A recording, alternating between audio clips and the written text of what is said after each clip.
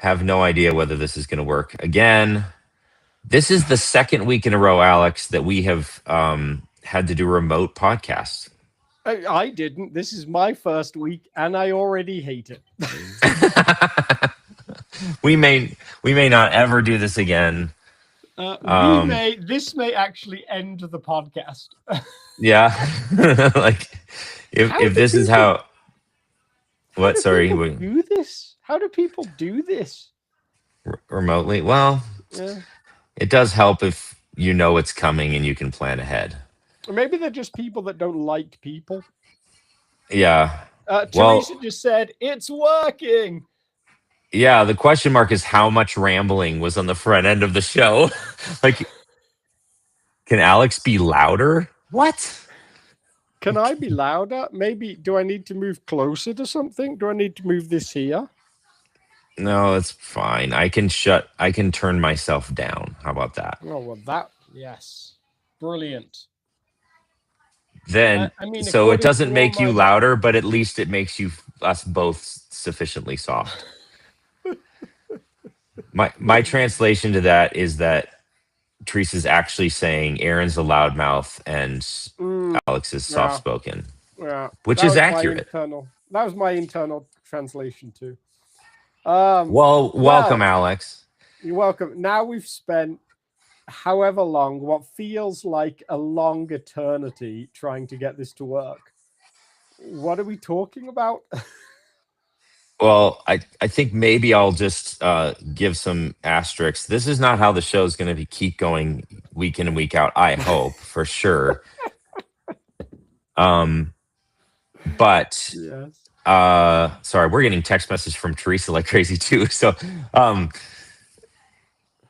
last week my daughter was sick, so we did it remote. This week I am watching my daughter because my family's in New York, and so I'm watching her again. And so here, lo and behold, I didn't think I could bring her to the podcast studio and have her not interrupt me. That might have been difficult, although that might have been less disruptive. Yeah.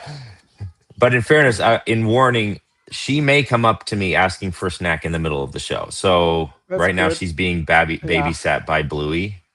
Okay. Because I'm a wonderful parent. If she gets a snack, I'm going to find a way of getting someone to deliver me a snack.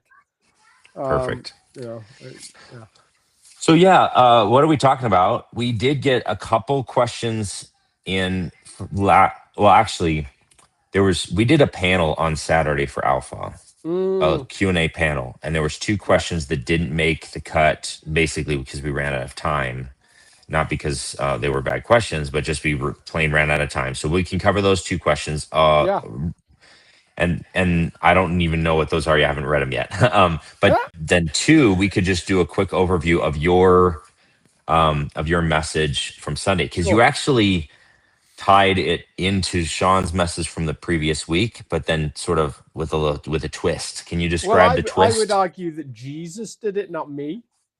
Fair enough. I think, it's like his brilliance, not mine. I'm just like looking for the patterns. Perfect. Can you describe that twist to us? Well, I mean, Sean actually just gave this beautiful invite through the start of John 15, where Jesus says, I'm the vine, and my Father is the vine keeper.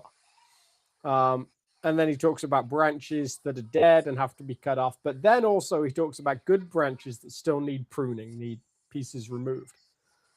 And so his brilliant question, I loved it, was, well, what in your life maybe needs to be pruned?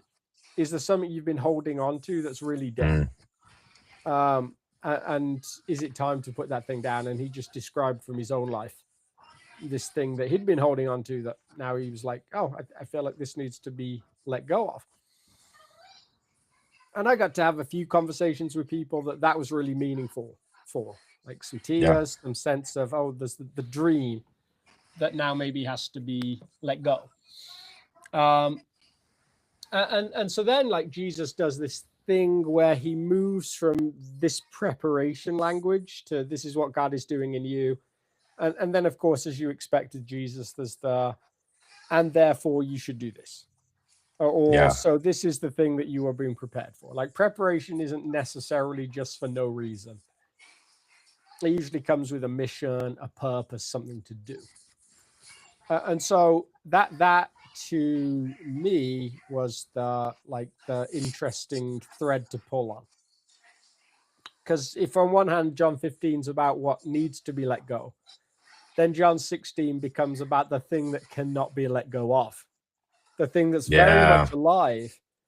But to like use the visual image of the peach tree that grows in my backyard with these branches that seem to like almost collapse under their own weight that I'm holding up with odd sticks and like structures to keep them up.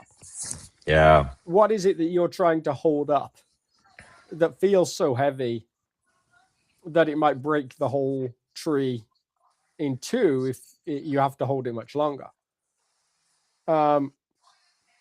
Now, I think on one hand, like you might expect that's like, oh, I'm running this massive ministry, or I'm, in a high government position, or I run a business that just keeps 10xing regularly and it's now grown so big the whole thing feels like a toddler.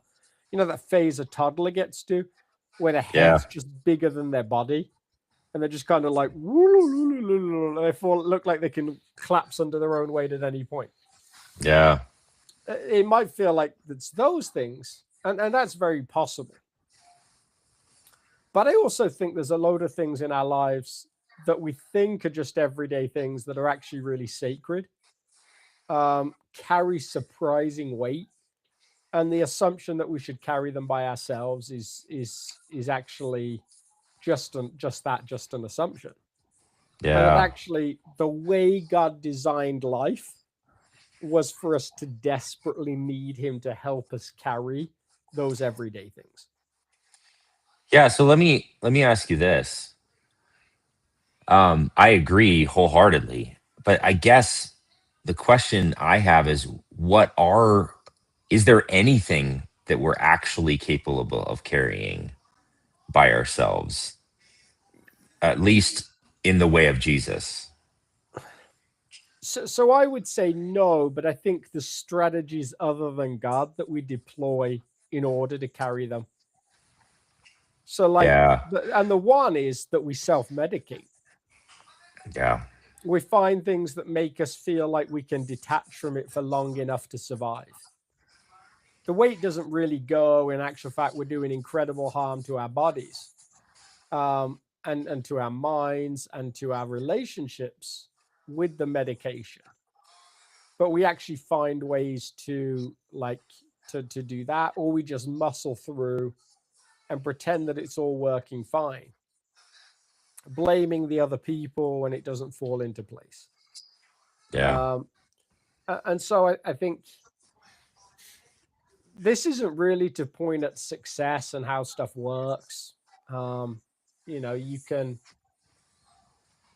enter into something really well, really, hello, Clara, really trusting that God is going to, really trusting God and asking him to be present.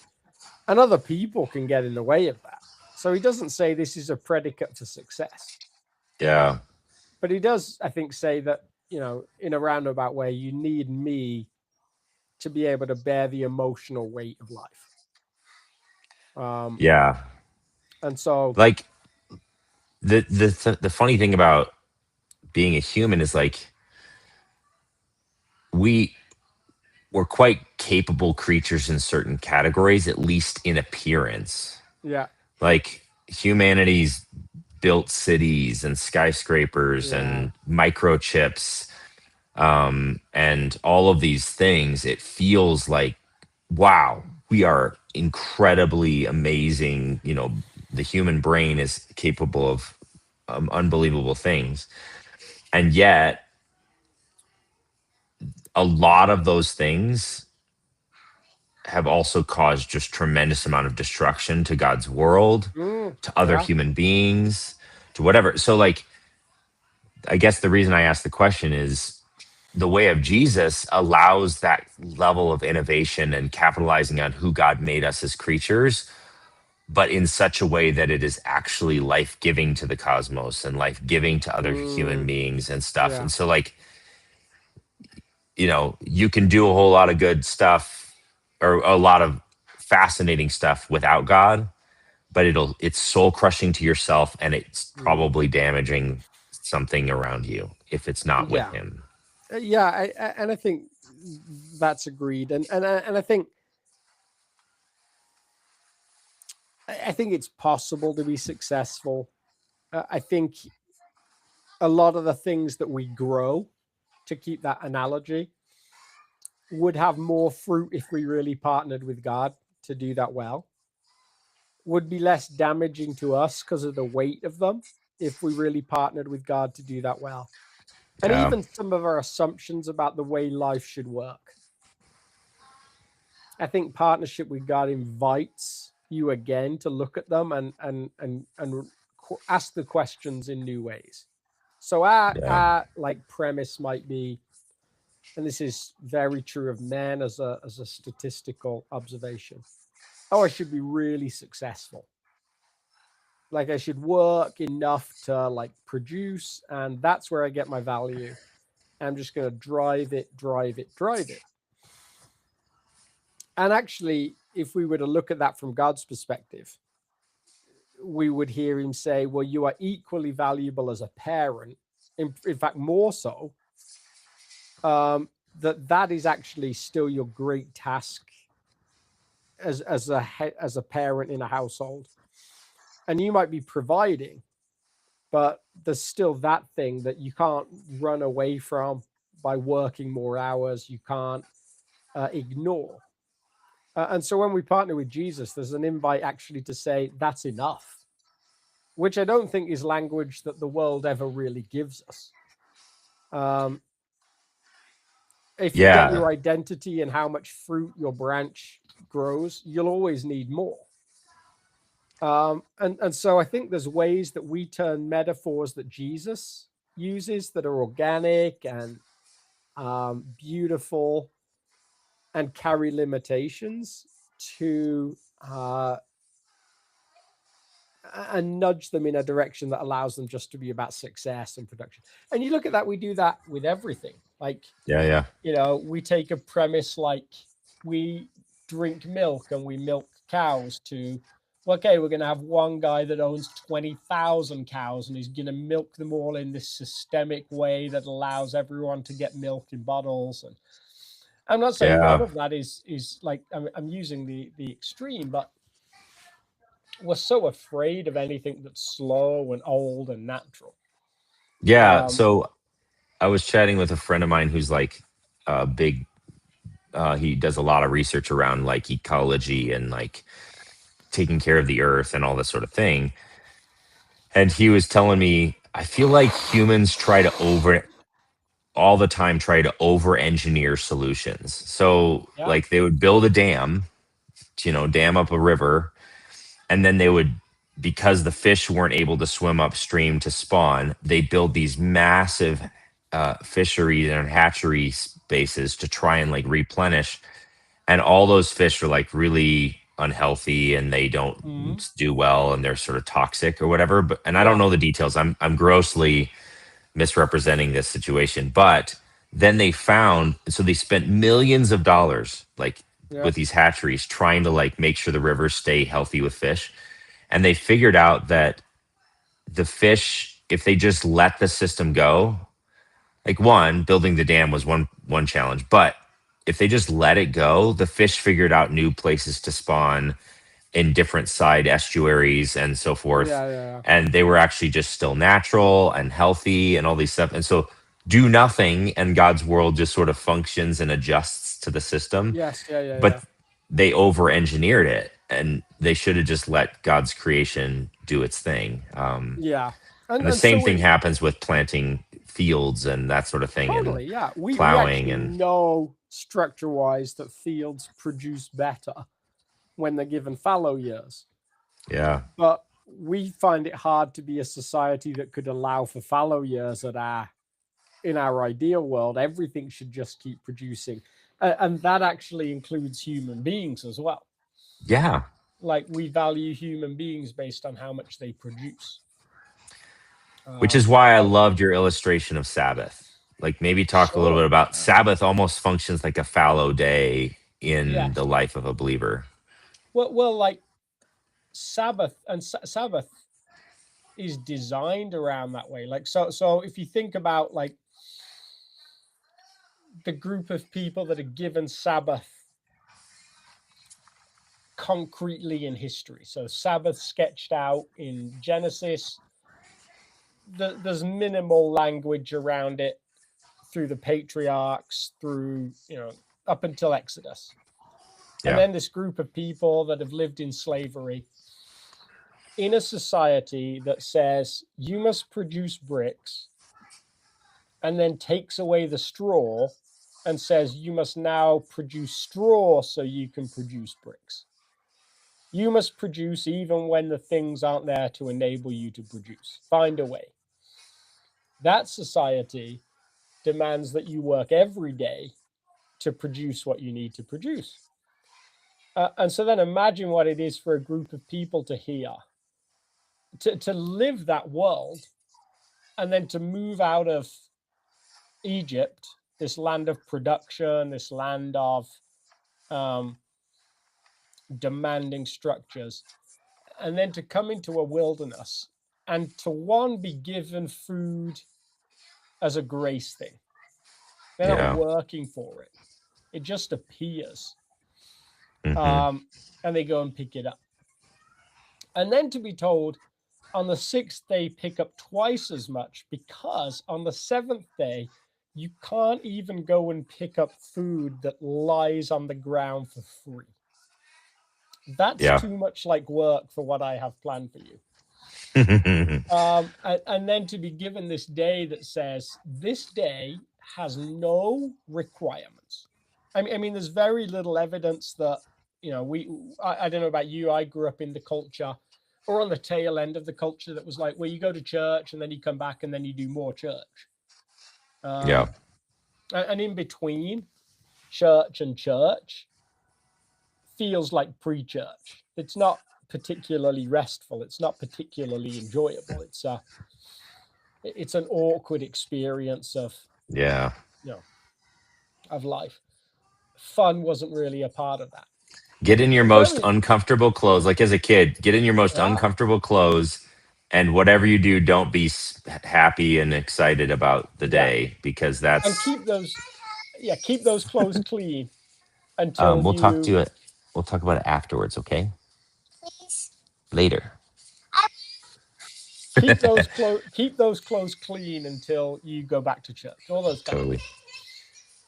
There's very little evidence that the first people to receive Sabbath had to do a lot of church of their kind on that day. Yeah.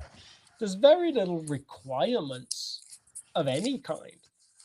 There's a meal that starts it all off. There's gathering, there's storytelling, there's sitting around, there's a bunch of things that are just very gracious and slow.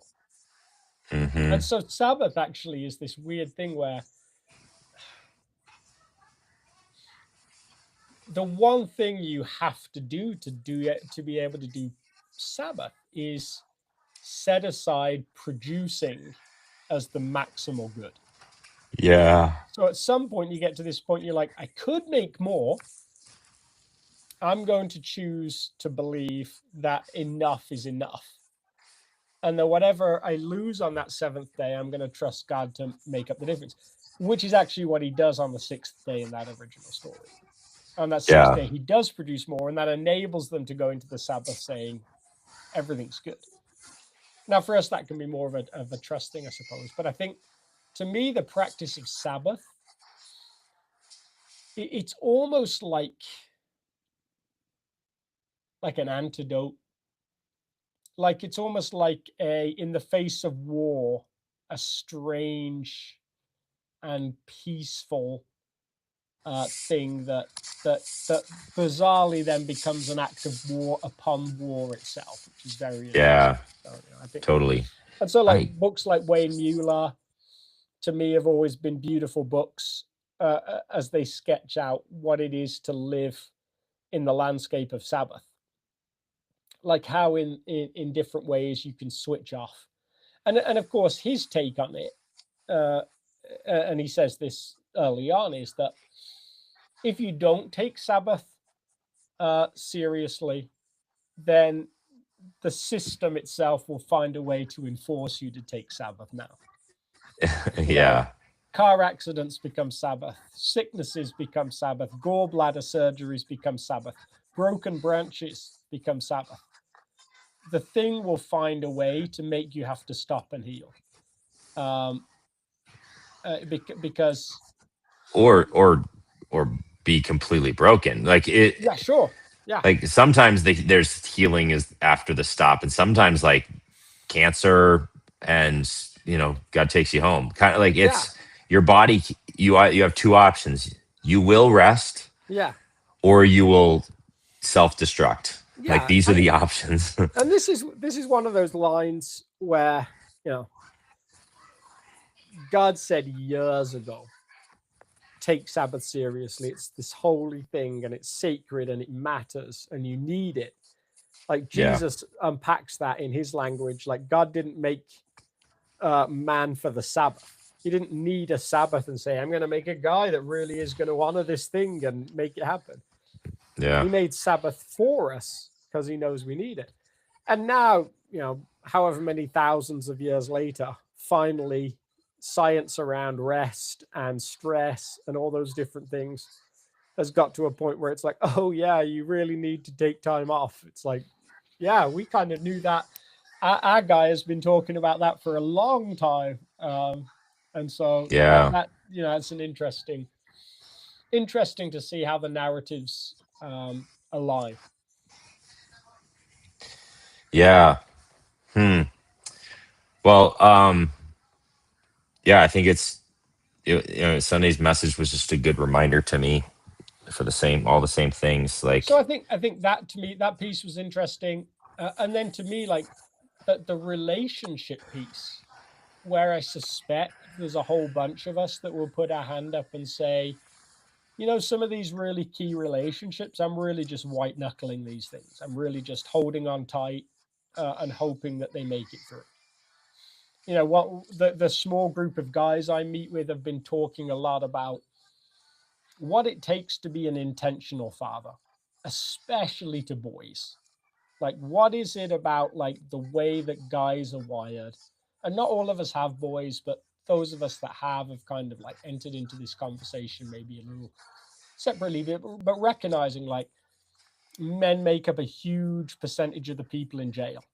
Like, only 1 in 5 guys in jail had a father figure in his life. Like, what is it that we can do to invest in those relationships to raise men and not boys, as the modern world tends to nudge you towards? Yeah.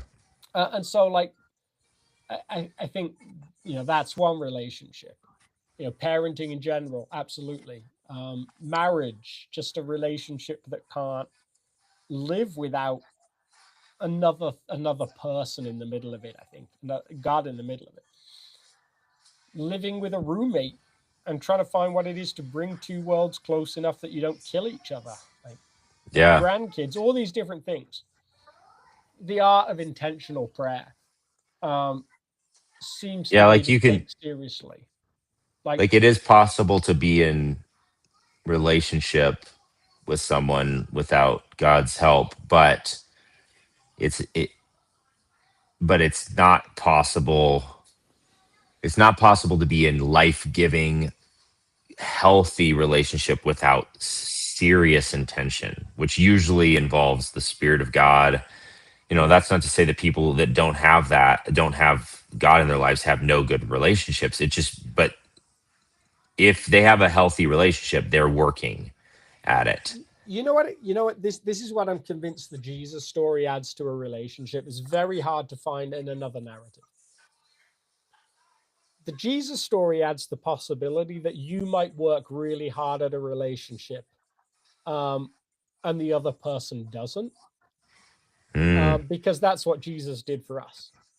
Yeah. So there's this idea that we're all aware of like, oh, well, we were enemies, God loved us. He continued to work at the thing, continued to find ways to rebuild relationships when we had no interest whatsoever.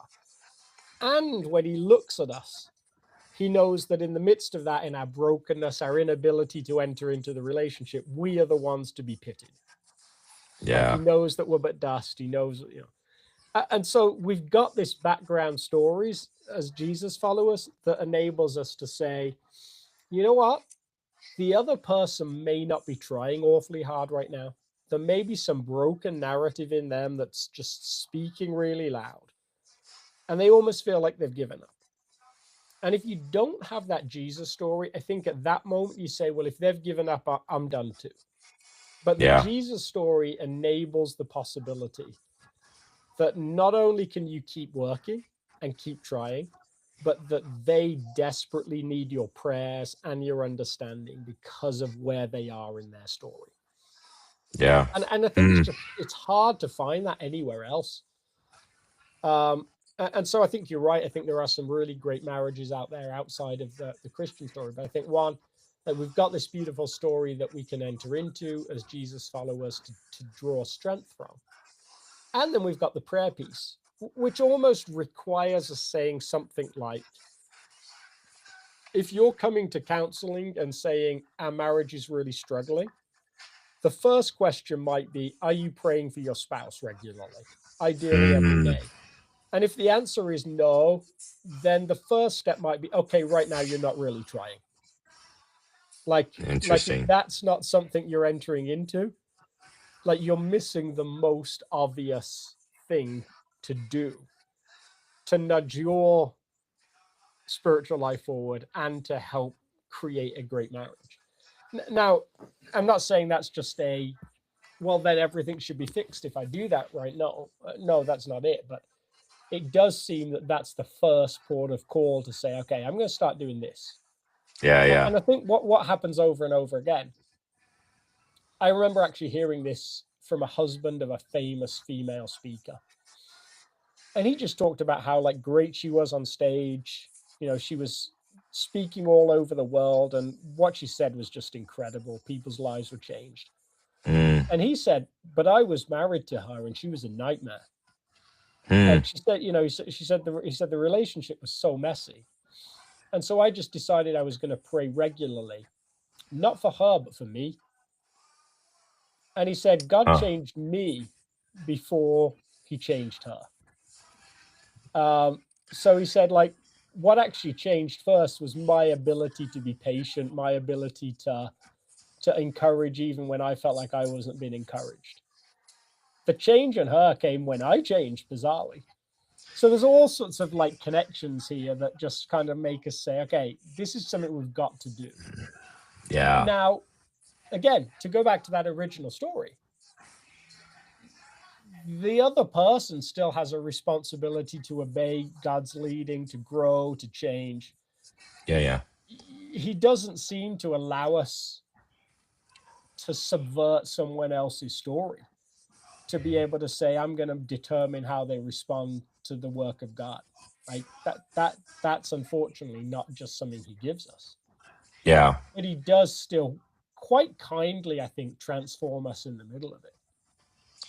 Yeah. And just as an aside, like this is probably one of the reasons why, the scriptures at least like hint at this idea of trying to pursue a partner that is a follower of Jesus, Totally. right? Yeah.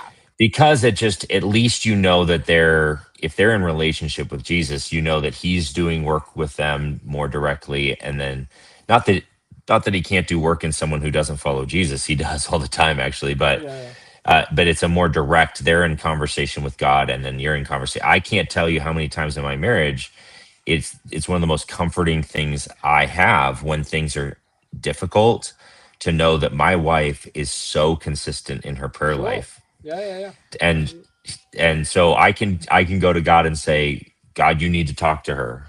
And she's doing the same thing in the other room about, God, you need to talk to him.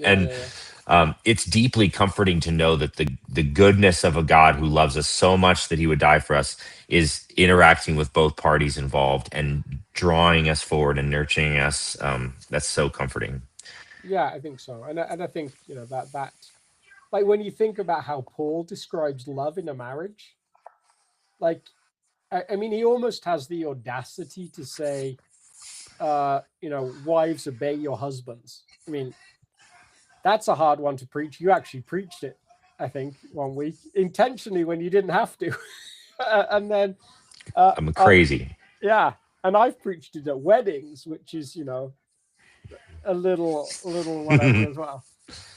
And then at the same time, husbands, love your wives as Christ loved you. So, like, I mean, crucifixion, what guy wants to put their hands up to that? And yet he's saying love to that depth. So he kind of speaks like about marriage in these soaring terms, like, oh, it reflects Jesus' love for the church. And when you get down to that, like, and take it away from the beautiful metaphor and get to the point where, he's really saying it's about death and your willingness to love someone to the very nth degree. Yeah. There's a really big ask there. Yeah. Well, it was a good reminder for me. And I don't have an elegant segue to shift gears to some of the alpha questions. So just screeching halt. But unless you have anything else you want to say from Sunday. I think the segue is the main conversation you guys were having on Saturday was around the Holy Spirit. And I think this is like all attached to Jesus' idea from John 14 onwards, that, the Holy Spirit works alongside you as a follower of Jesus in every single thing we've been talking about. He's the one that helps you know what is a branch to let go of that's been pruned.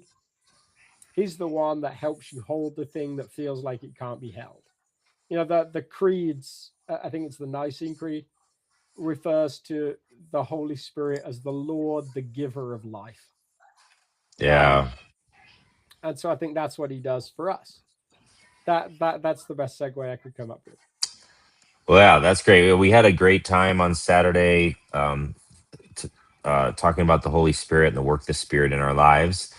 And then after lunch, we did this Q&A panel, and we just received questions. I sort of stated it this way: if you just have dangling questions after this whole course that you feel like we haven't fully addressed, just ask those questions. So they came in from all over the place, like not just for the Holy Spirit, but all sorts of different topics. And we covered, heaven and hell, and why, are they literal, and who goes where and why, and all those sorts of things. We covered all sorts of stuff like that. We're not going to be able to cover all of those questions in this, but we've talked about those things as the years have gone by in the Red Couch Theology Podcast. So if you do have questions about those kinds of things, feel free to resubmit them, and we will try and ask them again. But there were two questions that we didn't get to just because of time. And so I thought you and I could address them today. The first one was this: why hasn't there been a revival since the Jesus movement?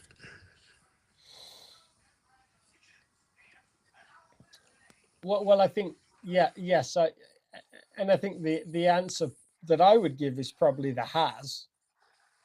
Yeah. That might be an awareness thing rather than a, like working around factual data. I mean, I think if you look at the history of the church, there's been multiple ways. You might argue that there's multiple revivals happening right now. Like, some people have estimated the number of underground Christians in China to exceed 1/5 of the country. Yeah. Like when you're talking about it in those terms, that's certainly a revival. The growth of Christianity in Africa, or at least parts of it, South America, like plenty of people would describe those things as revival. I mean, a really great example is when you look at South Korea versus North Korea. Mm. And look at one nation that stayed closed and really, is very similar to what it was quality of life wise as it was 200 years ago. And then you look at South Korea that became like the gospel center for a while, like just the huge growth of churches and the huge levels of turning to Christianity. And it's, this incredibly productive nation that's respected all over the world. That's like, it seems to have changed dramatically. Now, again, if you come from more of a Luddite perspective, you might be like, oh, well, are those changes good changes? But it seems like there's a quality of life change, and certainly a turning to Jesus equation that is huge in South Korea. So I think you do see that. Why hasn't there been one in America? That might be more what they're thinking. And I think people would point to the Great Awakening and say that, that late 18th century, early 19th century movement in New England would class as a revival, at least on par with the early church growth. I think they said the Jesus movement, that might actually be a reference to the specific thing coming out of like the Calvary Chapel churches or Vineyard churches and stuff, like the Jesus people. Okay, good clarification. Yeah, I hadn't spotted that language piece. Yeah, the Jesus people. I don't know if that's what they're referring to, but it could be. Yeah, and I guess that would class as a revival, at least under some definitions of it. But there's other things that have claimed to be revivals since then. Yeah. Again, you might not like their definition, but Brownsville was certainly a environment where thousands of people traveled to the same location and experienced something. Toronto, like, again, some of the outworkings of them might seem odd to us, but there's plenty of people that I've met and know that had their lives changed by Jesus in those moments, in those experiences. Yeah. And so I think there's like this weird definition or what weird revival is a word that has so many different definitions to us. In the 80s, 70s, revival was a thing you did at church every year when for 2 awful weeks as a kid, you did church every single night of the week. Yeah. And then I have a crying baby in the background, so keep talking about this, but I'm going to make sure she's okay. Sure. Yeah. And then some revivals are centered around around dramatic healings, around people experiencing God in that way, or maybe having an experience of God that brings some kind of individual transformation. And then there's been times where revivals have been centered around like huge numbers of conversions, like loads of people turning to faith. Like the Hebridean revival in Scotland was very much like that. So I think it's so broad, it's hard to give very specific answers. Some people would claim there's one going on right now amongst young people in colleges. Yeah. And so I think that's a so I think if we were to try and address this, we'd probably need a little bit more specificity from the question asker, what kind of revival they had in mind. But maybe the question that I would rephrase slightly would be, or maybe I'm going to make some assumptions, and forgive me whoever asked this question because this was genuinely anonymous. I don't know if this assumption is fair or not, but maybe there's like this hearing about some of the great revivals in the past where it felt like unbelievable movements of the Spirit, of conversions, like where entire societies were shifted, and like the Great Awakening, like some of these kinds of moments, or and I think there's in a sense of like almost excitement and emotional delight in seeing that level Hmm. of revival. I remember when I was in Bible college, my first year in Bible college, I prayed for a revival a lot. Yeah. And I just asked God for revival. And that's what I meant by it when Yeah. I Yeah. prayed Yeah. for it. It was Yeah. like, Yeah. I want to see my generation and my peers just rise up and actually take their faith Yeah. Yeah. seriously, and like reach out and show the love of Jesus, and see thousands of people come to Jesus, all these kinds of things. So Yeah. much Yeah. so that we did like 24 hours of prayer, where the same group of people in the room. We stayed up all night long praying for revival, all these kinds of things in my Yeah. Bible college. And that's what I meant by Yeah. it. How Yeah. come maybe that feeling is so fleeting and hard to, even though there have been kind of bubbles of it in different Yeah. places, Yeah. it doesn't Yeah. feel as miraculous. Yeah. I think that the atmosphere around you, we know on a spiritual level affects what happens. Like Jesus actually talks about this. Jesus goes to a place, and I think it's Mark says he couldn't do many miracles because of their unbelief. Like, so Mm, Jesus says, I went to a place and I was limited by the environment I went into. And I think, that does affect how ministry works, what ministry looks like. I think the way the church is seen by the world, there's a cynicism about Christianity, about the church as a whole, that changes the spiritual environment. I watched this video the other day, and I remember watching it thinking kind of like, oh man, this is how people see the church. mm, And it's this video of this guy. Do you know what LARPing is? It's mm. live action role play. It's you Okay. go out and you dress up and you do your thing. You have a character, you go and you do like it's pretend fighting. Quite often there's like Yeah. Yeah. weapons that are made of foam and stuff. And Yeah. it Okay. turns No. out this interacted with an actual crime where someone had been killed and their body had been left in the woods. And they're interviewing this LARPer who's clearly super into this world. And he says, yeah, we found this body, and I tried to do a necromancer spell because I'm a necromancer, and then my friend tried to do this spell, and that didn't work because he didn't have a head, and and then it turns out we contaminated a crime scene because one of the spells required a lot of glitter. And so this is this guy telling this story Oh about this man. really serious event in this way that shows he's so detached from the world that he's entering into.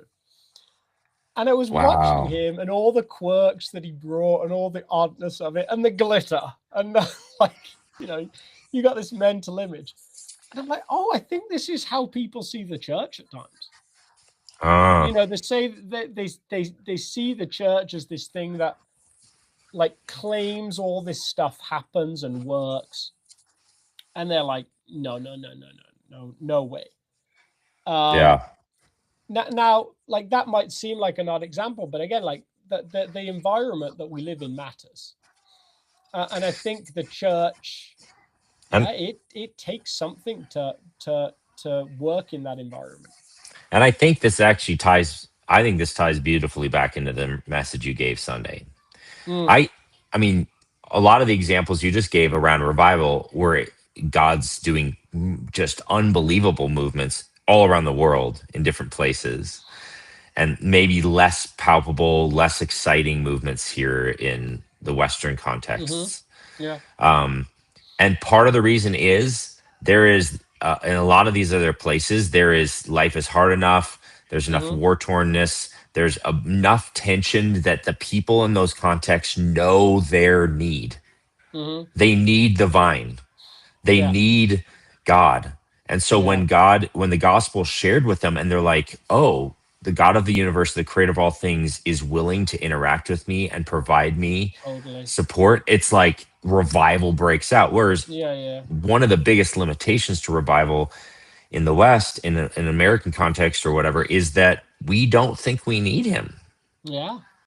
And even Christians, even myself, I struggle to, like, I just get up and I do my routines, and I think there's times where I can go weeks where I'm like, just my regular rhythms feel sufficient to me. Yeah. And it's usually when I start getting really unhealthy, when some of my closer friends or my spouse says something's not going well, and I'm like, oh yeah, shoot, I really need God, because I'm damaging my kids or my marriage or my colleagues or whatever. And I have to when I start having to apologize a whole bunch, when I realized I've been living on my own.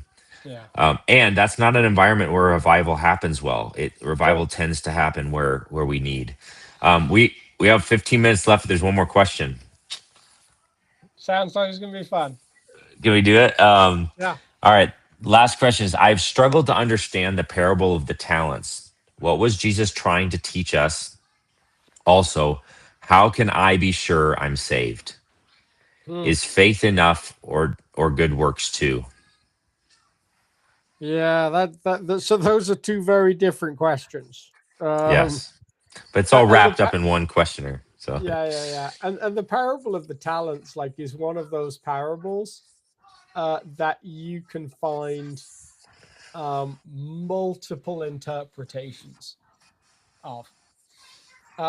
If you went to the South American context, where the liberation theology crowd have really, like, noticed some of the stuff about the gospel in an environment of poverty, in their reading, the vineyard owner's the bad guy. Oh, sorry, the investor's the bad guy. He's like, he always wants production. He's never happy just to get back what he invested. Like, it's always like this thing of like, no, you should have done more. You should have done more. You should have done more. So they would say, oh no, it's a warning about reading God in those terms. It's also because of our weird English wordplay on talent, possible to read it around what you do with what you were given, like the idea that he was given much to work with, and he could pick everything from good looks to intelligence to charisma to whatever is required to do more with it. He's given the right social setting. He's given this, needs to do more with it. And then, of course, talent really means money. And so it can easily be about what you do with the resources God has given you on a physical level, and what you do with those. And so, take your pick in some ways. Well, I think my vote for an interpretation is maybe a little bit close to those liberation theologians, but not quite. Okay. I think Jesus is playing into the expected interpretation of what God is like. Yeah. They expect God to behave like this character, this owner. Yeah. And so he says, fine, I'm gonna put on that character in this parable. I'm gonna let God put on that character, and then show you how you're still grossly failing in this area. And then, but the context hints that it also isn't how God behaves. Yes. But if it were, this is the outcome that should happen. But it isn't, and the same outcome of generosity should come because his character is actually I think much kinder than that. Which, without going line by line and doing some exegesis and stuff, it's hard to describe how that works. But I do think God's trying to mess with his audience a little bit, or Jesus is trying to mess with them. And I've actually preached it that way as well before, that the real turning point of the parable is when the one man says, "I knew you were a hard man, reaping where you did not sow." And so there's this like language of like, well, yeah, if you think God is like that might be the God you experience. And so there is this like, yeah, language on it. It's actually about what they believe about God, not what they did. Yeah. That is the central point. And so he's the one that doesn't see God as the other two characters do, who see God as good, and can invest what is they're given without fear Yeah. that they will lose out. And so, yes, I think that yeah, it's a really good interpretation. Yeah. What about that second part of the question? Oh man, There's a lot of fear. so I'm sensing in the question. Yeah. yeah, I think there's definitely fear there. You know, and I, if I was still a good Pentecostal, I'd do what good Pentecostals do, which is to create another altar call where the person comes out and the promise will be this time you're going to know that you know that you know. And I actually think this is why I love inviting people to translate the word believe as trust. Because believe feels like a thing that we're trying desperately to do. We're trying to make something happen. And you can certainly try and turn trust into that as well. But actually trust is handing the responsibility off. So it's giving it to somebody else. Yeah. So trust is really me saying to God, God, I believe you did something for me. Everything about your story tells me you were trying to make it so that I can be with you. We don't have time to sketch out what that being with him looks like, but yeah, sure. Like eternal life with Jesus. You did the work. I'm going to leave that to you. That's not about what I do. That's about what you do. And I just am convinced we really easily make it a first person thing, not a third person thing. And I've talked about this probably on the podcast before as well. Like the first person is like, well, I believe you should let me in. Like, oh, I do the good works as well. Or any of those right concoctions. I went down to the right altar call. I prayed the right prayer. I did all of those things. Yeah. And they're still all first person stories.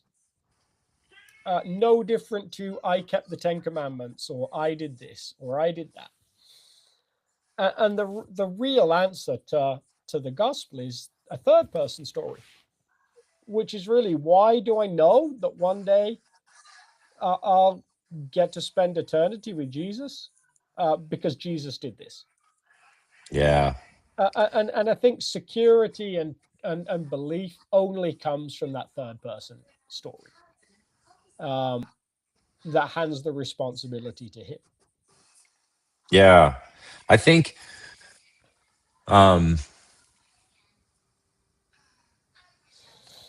there's times where it feels like it's more comforting if I get to work for it a little. Definitely. Yes. Because if I could point to a thing I did successfully, like I didn't sin from this time to this time, at least not in the areas that I'm tracking, like this list of sins that I'm aware of, I've tracked them for a month and I didn't sin. Oh, now I feel like the love of God starts to get more justified in my life. Yeah. And weirdly, we'd almost rather have that than unconditional love that Totally. says I love you prior to that initiative. Yeah. And what is it about us as creatures or as broken people that want to earn love? Like it's almost preferable to earn love sometimes. Yeah, I think you're right. And first, like even guilt can work that way. Yeah, like at least I'm guilty enough. Yeah, at least I feel guilty. Like at least that means that I must be somewhere on the right track. and you might feel miserable, but at least you feel good about feeling miserable. Um, Yeah. and so, yeah, I think we are wired to feel like we've done something. And then we're very like, I think we're also wired to be checkbox people. So we like to know we've checked the right box. Yeah. Yeah. So you know, we go and we, even with mundane tasks, it's very hard for us to just hand them off to people and trust that the thing got done. Yeah. We're like, well, did you do the thing? Did you make the phone call I asked you to make? Like, did you post the letter? Did you do the whatever? Like, just getting to a point of saying, well, like, I left it with this person. It's their responsibility now. Um, is actually really hard for us. And I think Paul, as he writes about it, is just a big fan of saying, like, you know, it's really about the Son of God who loved me and gave himself for me. Um, and I have all the evidence in that work he did that he must really love me to do those kind of things for me. Yeah. And so, like, seems like he's taking care of it. Um, Yeah. and so having some more faith in, like, choosing to trust more in what God is doing than what you are doing, and then what God has done in rather than what you've done, feels like an important step for this person. Yeah. And I think we actually talked about this in Alpha this last night, which we didn't cover any questions on that topic, but that's okay. But we talked about God's plan for the world. God has an agenda for humanity, and it's not to get us to be good. Yeah. It's to be with us. Yes. So, Yeah. and I think that that's where some of the breakdown is. Like, I think we get this idea that God's primary goal for humans is that we would just be good. Like, Uh-huh. don't do this, do this. Ah, you guys are infuriating that because you won't behave. Mm-hmm. And that's not his agenda. His agenda is to be with his creation and be with his Yeah. people. And he knows that all of those sins are preventing us from wanting to be with him, Yeah. preventing us from engaging with him in such a way that's healthy, preventing Yeah. us from thriving. And so then, if you think about it that way, are you saved? Yeah. Well, if you're measuring your success by am I doing all the right things, again, that's not his agenda. Yeah. Like, yes, he Yeah. wants you to grow out of these sins because they're damaging to you and they're not helping you live the life that he designed you for. But like, that's not his main goal anyway. Yeah. So weirdly, I've had this. I remember when I was pretty young in faith, a wiser mentor recommended something, and I'll just even give it some specificity around battle with purity and Mm.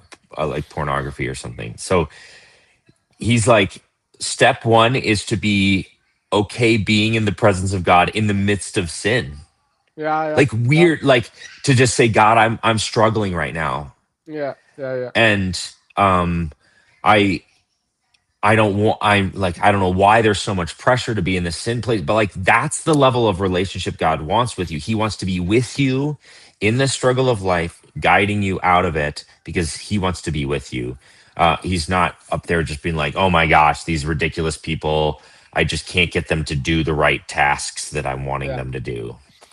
And I think there's definitely this theology lurking in Paul and in the Gospels where Jesus' work makes it possible for him to be around sinful people, Yeah. because it's not about them and you know their righteousness, to use that language, comes from some other source.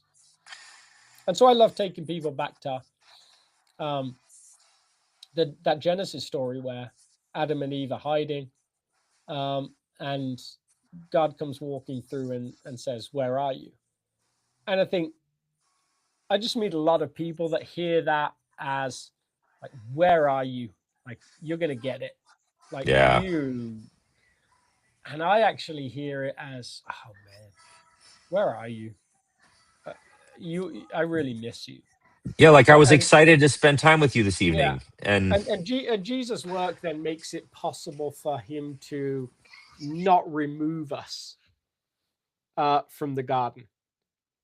Jesus' work makes it possible for us to stay, even when we're at our most broken. So I think that's the good news. yeah.